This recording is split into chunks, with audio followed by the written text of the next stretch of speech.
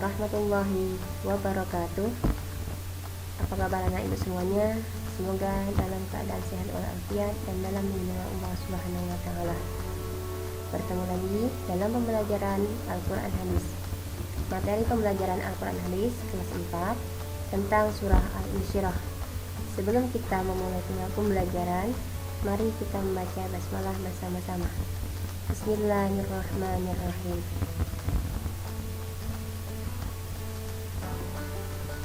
Yang pertama kita pelajari adalah melafalkan surah Al-Insyirah. Sebelum kita melafalkan surah Al-Insyirah, mari kita mengenal tentang surah Al-Insyirah. Surah Al-Insyirah adalah surah ke-94. Surah Al-Insyirah terdiri dari 8 ayat. Surat Al-Insyirah turun setelah surah Duha. Surah Al-Insyirah tergolong surah Makkiyah, artinya surah yang turun di kota Makkah sebelum Nabi hijrah ke Madinah. Nama Al-Insyirah diambil dari ayat pertama yang berarti melafalkan. Mari kita baca bersama-sama surah Al-Insyirah. A'udzu billahi minasy syaithanir rajim. Bismillahirrahmanirrahim.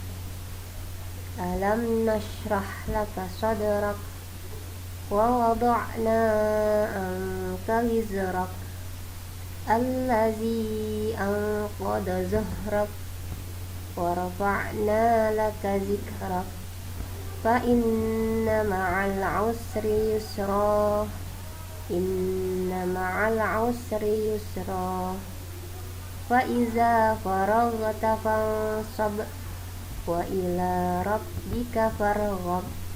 Shadaqallahul azim. Bagian B, arti surah Al-Insyirah. 1. Bukankah kami telah melapangkan dadamu Muhammad? 2. Dan kami pun telah menurunkan bebanmu darimu. 3. Yang memberatkan punggungmu.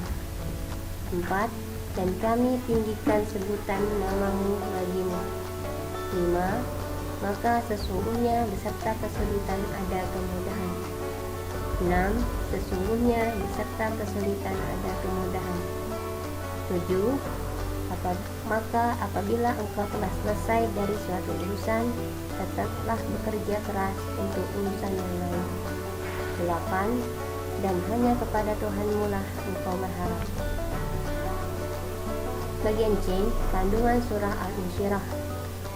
Ayat 1 menjelaskan tentang ketetapan Allah bahwa telah melapangkan dada Muhammad dari sifat-sifat kenabian dan lainnya.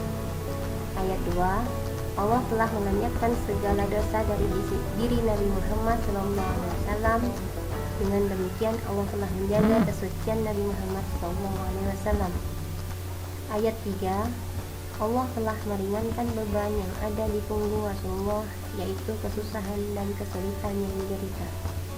Ayat 4, Allah meninggikan nama Nabi Muhammad beserta asma Allah seperti pada azan, iqamah, tasyahud, khutbah, dan lain sebagainya.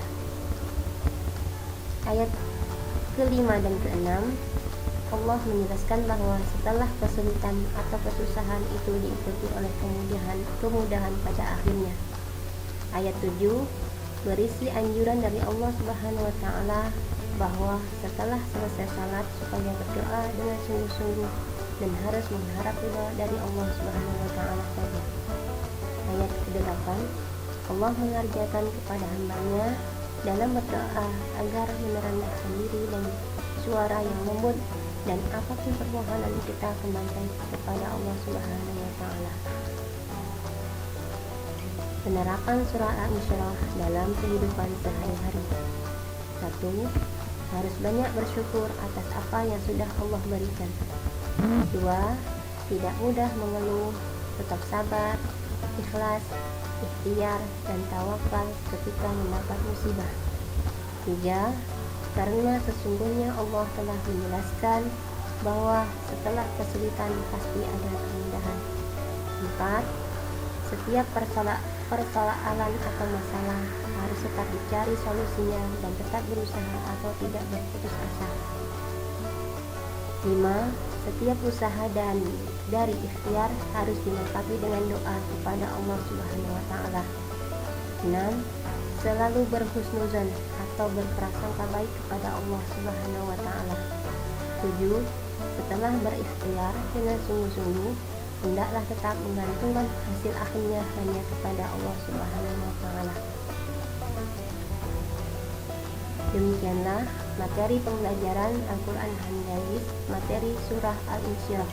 Semoga Ananda dapat memahami dan menerapkan isi kandungan surah Al-Insyirah dalam kehidupan sehari-hari. Ibu akhiri, Assalamualaikum warahmatullahi wabarakatuh.